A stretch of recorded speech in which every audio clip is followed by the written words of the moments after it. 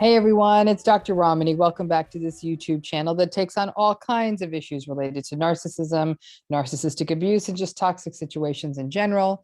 And it's my hope that what you learn on this channel will help you navigate these seemingly impossible situations. As always, if you are interested in our more in-depth healing program, please go to the video notes. Very excited about that program that's just brand new for 2022. Go to the video notes, you can hit that link. And if you're new to this channel, please do subscribe. So let's take on something that a lot of people say, I don't want to raise a narcissistic kid, or I don't want my kids to ever get the message that narcissism is okay. So I'm going to talk about something really controversial today, right? And I have a feeling the comments might get a little bit ugly on this one, but I really, really want to take offense with when we tell children that you must respect your elders. I'm going to talk about how that stance, respect your elders, can actually contribute to a likelihood of making your kids more likely to actually be vulnerable to narcissists as they get older. So what am I saying? So let's take that apart. So let's face it, a lot of us grew up with this saying, respect your elders, right?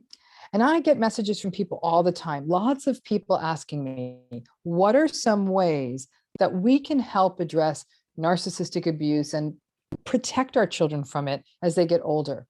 Most of the time, people are asking me about how to protect their children from a narcissistic co-parent or something like that. But we also need to be careful that we are not unwittingly enabling patterns that are not good for our children. We may mean well. We may be carrying cultural and familial traditions, and this simple statement, especially in families that have been impacted by intergenerational narcissism and narcissistic abuse, can actually do far more harm than good. Respect your elders. So this is really challenging because please, and again, this is what I'm saying, people might get heated. Please do not take this as me saying that young people or anyone should disrespect their elders. But I am a bigger fan of according people with respect and also expecting respect back. But when families say respect your elders, they are going one step more. What they're doing is they're telling people to not question your elders, to respect them unseeingly, and sometimes to endure bad behavior from those elders, to give those elders a free pass. And that, depending on how the elders conduct themselves, is risky. Respect to me is a quality that should characterize all human relationships, but it is also something that over time is something that can be lost based on someone's conduct. It needs to be cultivated through our behavior. It should not just be a given that because someone is older, that they can constantly be given a free pass. In a lot of the familial narcissistic abuse out there, respect your elders is code for don't stand up for don't ever stand up for yourself. Don't ever question them, despite that so-called elder supporting or being toxic family members. Don't feel that you could set a boundary around them. Do not say something to them that is ever critical in any way. Do not protect other family members in the system. There's a lot that's encoded in respect your elders. Respect your elders becomes a hidden way of saying, do not question this family system, no matter how broken and toxic it is. The issue then becomes that in some systems, these so-called elders have lots of power to maintain the toxic structures, and others in the system have to keep showing deference and respect to them despite the harm that they may have caused or the harm that they are enabling. Many times, the most toxic folks in a family system will harness an elder in the name of shaming people in the family system who actually try to stand up to the toxic system. The elder may be wedded to that collective structure. It's working for them. And the toxic family member will then call out someone who is trying to set boundaries around them and say, oh, you're not respecting the family. And as such, that means you're not respecting the elder in the system. Because if an elder is requiring blind commitment to an abusive or toxic family system, or signing off on an abusive family member's behavior, or are they themselves abusive, then respect your elders really means you better keep enabling. And if you don't, we will shame you for shattering a societal requirement of elder respect, and the narcissistic abuse in the family system can persist. Now, the power of elders in family systems is significant, especially when we are talking about cultural or generational narcissism. I have to be honest, in some family systems that I have witnessed and worked with, that the only way some really damaging generational cycles end is when the entire family system dies out because people don't have kids, or when a subset of the family goes no contact and maybe raises their children away from the original toxic system. Otherwise, the respect your elders, don't question them, keep enabling everyone mantras can result in multiple generations being harmed by and perpetuating these cycles of toxic family narcissistic abuse. In many cultures, respecting elders is just accorded without question, without consideration of whether this elder's behavior is consistent with that which should be respected.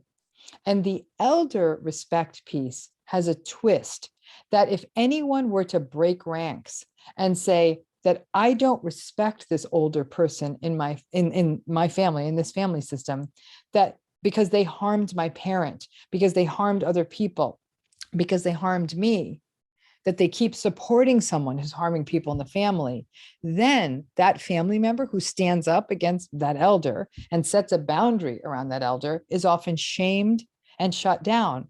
So many people don't even want to do that or take that risk. The traditionalism and orthodoxy about families always have to stick together. Blood is always thicker than water. Respect your elders, honor thy mother and father, runs a risk of becoming enabling spaces and perpetuation of toxic cycles, and sort of a petri dish for family narcissistic abuse, because it means that unless a person makes the major step of setting boundaries and leaving, they are often stuck in a toxic structure and a toxic culture, family culture, with an elder who commands respect and is also enabling the most toxic people in the family system in the name of family. As parents are attempting to help children navigate an increasingly narcissistic world, and often wondering, how can I stop these cycles in my family and protect my children? This is actually one of the harder things to sort of face down. Now, remember, this is not about telling your child to willfully disrespect elders. Never would it be okay for a child to be name calling or behaving rudely to anyone in the family. But this is about teaching a child that they do not need to fawn over someone or kiss their ring or do some sort of performative respect dance for an elder that may, for example, have been your abusive narcissistic parent, or is continuing to embolden or enable narcissistic players in your family system, perhaps a toxic sibling or aunt or uncle. You can teach your child to treat everyone with the same respect, but not that they have to show unearned deference to someone who has actually possibly harmed you and is still allowing a toxic family system to fester. Throughout history, narcissists have gotten their power because of archaic rules and hierarchies, and they capitalized on those.